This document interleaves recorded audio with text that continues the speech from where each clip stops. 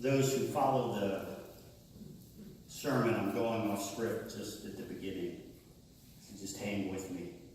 I'll get back on script in a minute. Yesterday, my wife and I went to the Penn State game. And we parked downtown, and we started walking up to the stadium. And about, I don't know if you've been to State College, it's a fairly good walk from downtown up to the stadium. And about 3/4 of the way there, we realized we had dropped one of our tickets and lost it. So we turned around and started walking back, retraced our steps. All along the way, there could have been many words exchanged between my wife and I. Words of frustration, words of anger. 15 years ago, that probably might have happened. With time and with wisdom and experience,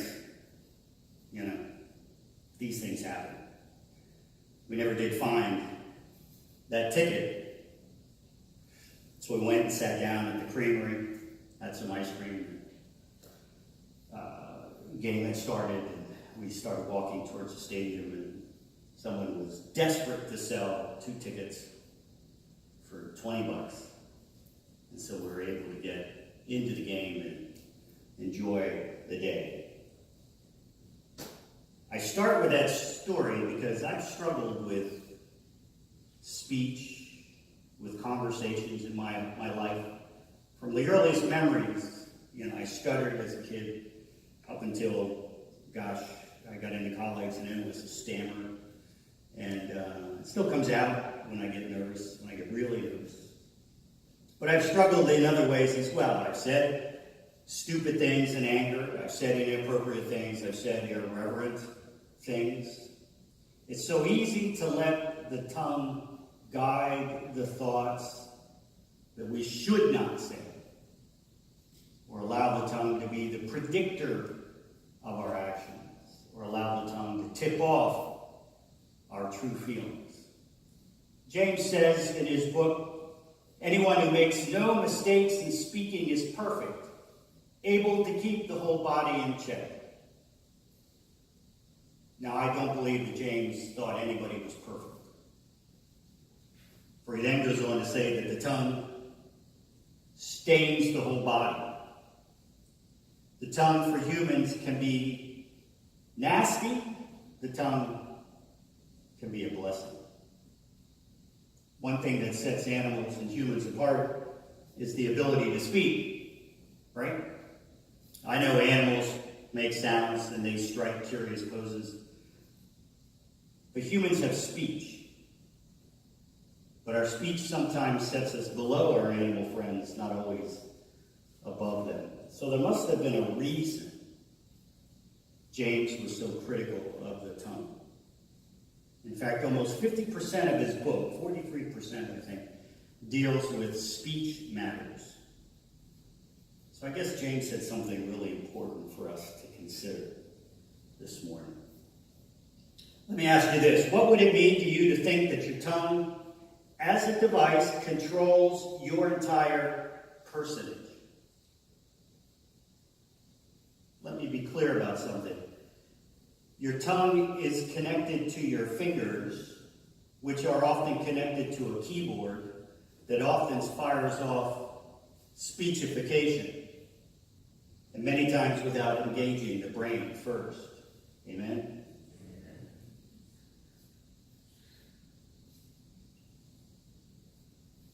In other words, where the students of James might have gathered around him as he stood on a rock or stood on a mountain like Jesus to proclaim his message, and eventually then to possibly write it down, James didn't have a lot of outlets or platforms to get his message out.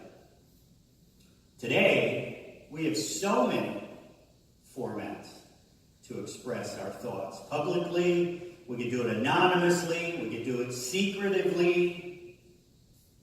And since we have so many formats, since we have so many platforms, to share our thoughts. It's more urgent, isn't it, that we're careful with the tongue that's attached to the fingers, that taps on keyboards. Of course, now James is not suggesting at all that Christians should be silent. He's not suggesting that at all. Rather, he says we need to be careful with our speech because words have power. We see this played out every day, every week. Just last week, Jesus is having a conversation with the Syrophoenician woman. Remember the story? Their daughter who had a demon, and Jesus calls her a dog. It's a pejorative.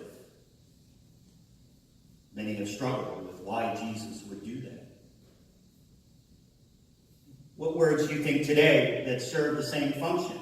What words do you hear or hope you don't hear that serve in a pejorative function, like the N-word?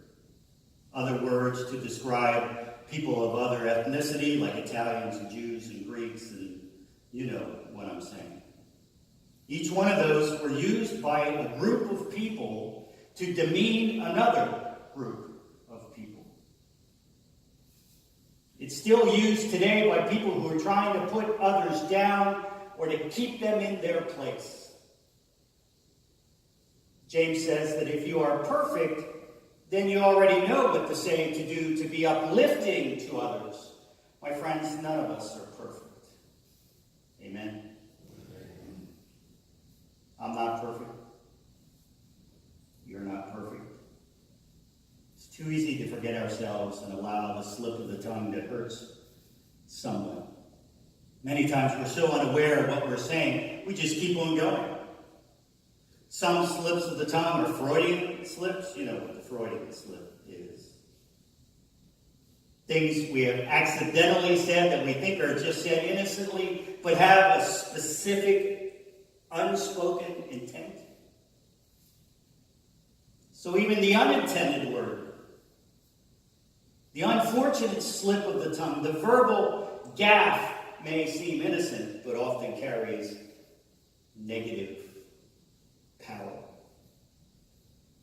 Remember the woman a couple of years ago before she boarded a plane to Africa? She tweeted out this message, heading to Africa, hope I don't get AIDS. Just kidding, I'm white. Anybody remember this incident? Thursday night, they looked at me like I had feet coming out of my head. Right? A guy wrote a book about this tweet. The book is about internet shaming. Her name is Justine Sacco. By the time she got off the plane after a 12-hour flight, that tweet had been retweeted and retweeted and retweeted so much that she was the most hated person on Twitter in the world. Now, is Justine Sacco an awful person? Probably not. But this is proof of the power of our words. The proof that something that sounds funny in our heads often is not so funny or pithy. It should probably remain unspoken or untweeted. But in today's world, we don't get a lot of breaks anymore. We don't get opportunities to fail like we used to. The Justine Sacco incident reminds us that the more a gaffe is repeated, the more power it gains, the more damage it can cause. Now, the example that James uses about the power of the tongue are evocative, I think. He says the tongue is like a small bridle that controls a powerful horse. What does the bridle do? Pushes down on the tongue, doesn't it? Allows you to turn the horse. Not for me, I can never figure that out. The horse just went every way it wanted. A small rudder controls a massive ship. A small spark sets a vast fire. The human tongue, in other words, though small in stature, is responsible for terrible gaffes. President Reagan in 1988, he was trying to quote John Adams. John Adams had said, facts are stubborn things. President Reagan said, facts are stupid things. Perhaps President Trump feels the same way about facts. Mayor Richard Daley once commented, this is fairly famous, so I hope you've heard this one. He said, the police are not here to create disorder, they're here to preserve disorder. I think that was the 1968 Democratic National Convention, perhaps, in Chicago.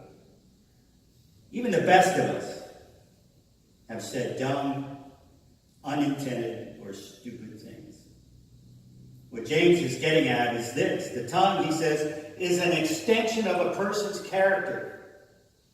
Now, James began the lesson that we have for the text this morning saying that not many of you should become teachers, for you know that we who teach will be judged with greater strictness. Notice that James includes himself as someone who must be careful with his words, which means all of us who teach, who have the impact of saying words to children or adults in a position of teaching, need to be careful with our words. Now you may be thinking, well then who can teach if we have such a weighty responsibility? I would suggest we look at our greatest teacher, Jesus. In the gospel lesson, this most familiar text, if anyone to become my followers, let them take up the cross and follow me. He goes on to say, those who are not ashamed of my words will enter into the glory of the kingdom. We have heard this teaching from Jesus about taking up our crosses and following him. What counts as a cross today? Not a bad hair day. That's not a cross. Not a flat tire on the way to work. That's not a cross that we bear. The crosses that we are to bear is being willing to publicly display our faith and suffer the consequences that such a display might evoke. From our neighbors, from our family, from our co-workers, from strangers. Look, too many people in our society carry the burden of the negative words that others have thrown at them throughout their lives, pejoratives, derogatives, names, negatives. What we need to remember, my friends, is that these names are not what should define us, first of all. The words that should define us are the words, you are a loved child of God.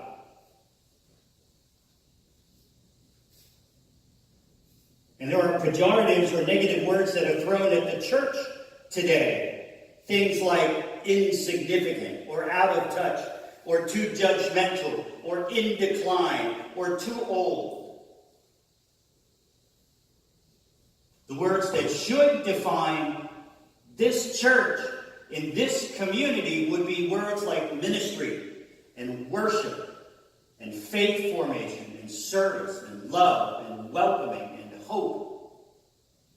I said last week that we have work to do. We have work to do in the name of our faith in Jesus Christ. We need to find new ways to speak our vision and our mission to our neighbors. We need to communicate with one another, not assuming that people know something, but being willing to go out of our way to speak to one another, especially if we believe we have had our own slips of the tongue.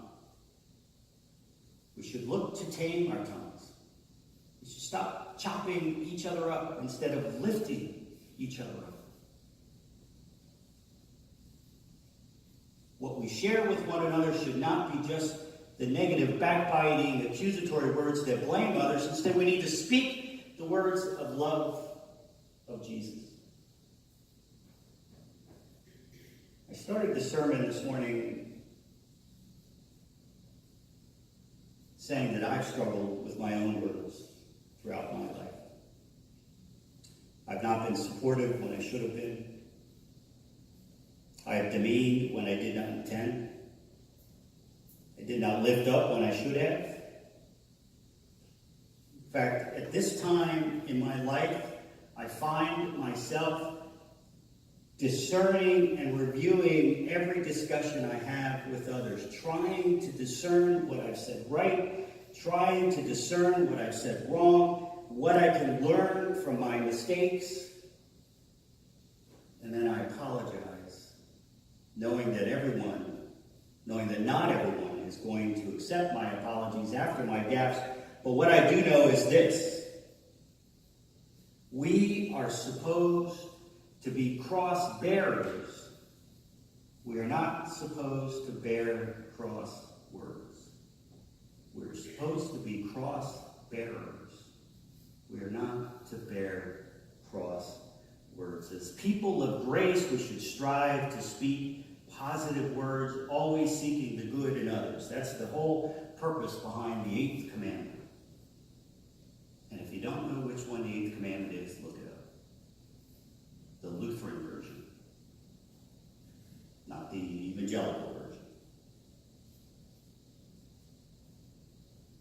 Will we always succeed in saying the right things and being perfect in our speech? Of course not.